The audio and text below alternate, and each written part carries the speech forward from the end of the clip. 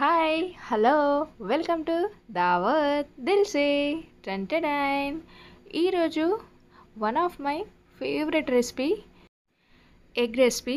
దీనికి మాత్రం చాలా పేర్లు ఉన్నాయి, బట్ నాకు తెలిసిన అంటే నేను పెట్టుకున్న పేరు సెట్ అండా. సో ఫస్ట్ అయితే కావాల్సింది చూసేద్దాం. టమాటాలు, ఉల్లిపాయలు, పచ్చిమిర్చి, ఎగ్స్ సరిపోతాయి. నార్మల్ స్పైసెస్ తోటే ఈజీగా అయిపోతుంది. స్టవ్ వెలిగించి కడాయి పెట్టేసి ఫస్ట్ అయితే ఓ 2 టేబుల్ స్పూన్ ఆయిల్ అయితే వేసుకుందాం. ఆయిల్ హీట్ అయిన తర్వాత 1 మీడియం సైజ్ ఉల్లిపాయలు, అలాగే 4-5 పచ్చిమిర్చి మీ కారానికి తగినట్టు వేసుకోండి. వేసుకొని కాసేపు ఫ్రై చేసుకుందాం. సో సెట్ అండా నేను ఎందుకు అంటాను అంటే, ఎగ్ పలగొట్టి వేసిన తర్వాత దాన్ని కదపకుండా అలాగే ఒక సెట్గా ఉంచాలి. సో అందుకని నేను దాన్ని సెట్ అండా అని అనుకుంటున్నాను. సో దానికైతే చాలా పేర్లు ఉన్నాయి, మీకు ఎలా అంటే అలా, బట్ ఇదైతే one of my favourite recipe.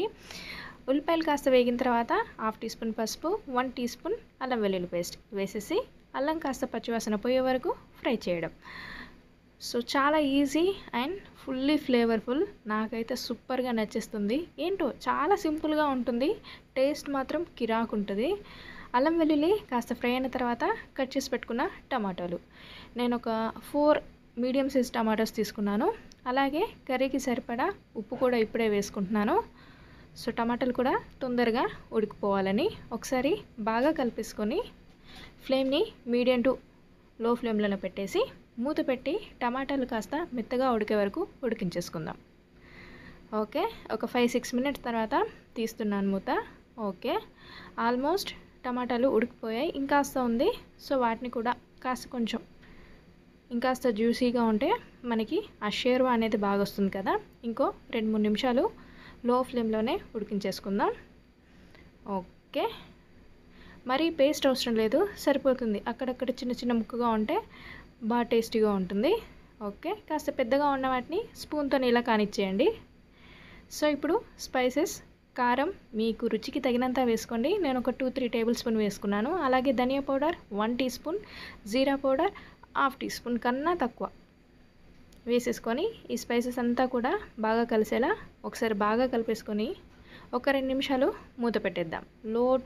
లో ఫ్లేమ్లోనే పెట్టేసేయండి, మీడియం కూడా అవసరం లేదు, ఎందుకంటే మసాలాలు తొందరగా అడుగున అంటుతాయి. ఒక 2 నిమిషాల తర్వాత ఒక్కసారి కలిపేసుకొని ఆల్రెడీ అడుగు అంటుపోతుంది. సో ఇప్పుడు వాటర్ని యాడ్ చేసుకుందాం. సో దీనికి మరీ ఎక్కువ వాటర్ అవసరం లేదు, అలా అని చెప్పి కాస్త వాటర్ వేయకండి. నేను 1 గ్లాస్ ఆఫ్ వాటర్ అయితే వేసుకున్నాను, సరిపోతుంది. ఇది పగలగొట్టిన తర్వాత తొందరగా దగ్గరకు వచ్చేస్తుంది. సో ఇప్పుడు మనం ఎగ్స్ని పగలగొట్టేసుకుందాం. ఫస్ట్ ఒక గిన్నెలో ఇలా ఒక ఎగ్ తీసుకొని పగలగొట్టి కర్రీలో వేసుకుందాం. సో డైరెక్ట్ ఎగ్ని దాంట్లో వేసుకోకండి, ఒక్కొక్కసారి ఎగ్ పాడైపోయి వస్తుంది. మీరు డైరెక్ట్గా వేసారంటే కర్రీ అంతా కూడా పాడైపోతుంది. సో ఎందుకు రిస్క్, అవసరమా లేదు కదా. సో ఇలా ఒక గిన్నెలో చూసుకొని వేసేటప్పుడు మాత్రం అది ఒకే ప్లేస్లో వేసేలా వేయండి, అంతే. కాస్త కొంచెం స్పూన్ తోటి గ్యాప్ ఇవ్వండి, ఆ టమాటాలు అదంతా కూడా ఎక్కి ఉండకుండా కాస్త కొంచెం ఇట్లా గ్యాప్ ఇచ్చేసి ఎగ్స్ని వేసేయండి. సో ఇప్పుడు ఎగ్స్ని వేసిన తర్వాత ఫ్లేమ్ని కాస్త మీడియం ఫ్లేమ్లో పెట్టేసి మూత పెట్టేయండి ఒక 5 మినిట్స్. 5 మినిట్స్ తర్వాత ఎగ్ కాస్త గట్టిగా అవ్వాలి. తర్వాత మనం వాడే స్పూన్ కూడా ఈ విధంగా ఉండాలి, రౌండ్ స్పూన్ తీసుకోకండి, బ్రేక్ అయిపోతుంది. కాస్త ఇలా వెడల్పు ఉండే స్పూన్ తీసుకుంటే బ్రేక్ అవ్వదు. సో ఎగ్ కాస్త గట్టిగా అయిన తర్వాత దీన్ని ఇంకో పక్క కూడా టర్న్ చేసుకుందాం. ఓకే, సో గ్రేవీ చూస్తున్నారు కదా, తొందరగా దగ్గరకు వచ్చేస్తుంది. సో ఇంకో 3 మినిట్స్ ఉంచేస్తే ఎగ్ మనకి పర్ఫెక్ట్గా ఉడికిపోతుంది 2 వైపులా. సో లాస్ట్ ఫైనల్గా కాస్త గరం మసాలా వేసుకుంటున్నాను. అలాగే కట్ చేసి పెట్టుకున్న కొత్తిమీర వేసేసి ఒక్కసారి లైట్గా అలా జాగ్రత్తగా బ్రేక్ అవ్వకుండా ఈ మసాలా అంతా కూడా కర్రీకి బాగా పట్టాలి కదా, ఒకసారి అలా కలిపేసి మూత పెట్టి ఒక 2 నిమిషాలు లో ఫ్లేమ్లో ఉంచేసుకుంటే అండా సెట్ కర్రీ రెడీ. సో చూస్తున్నారు కదా, ఆహా సూపర్ టేస్టీగా ఉంటుంది. రైస్లోకైనా కూడా చపాతీలోకైనా కూడా ఎక్దమ్ రెసిపీ.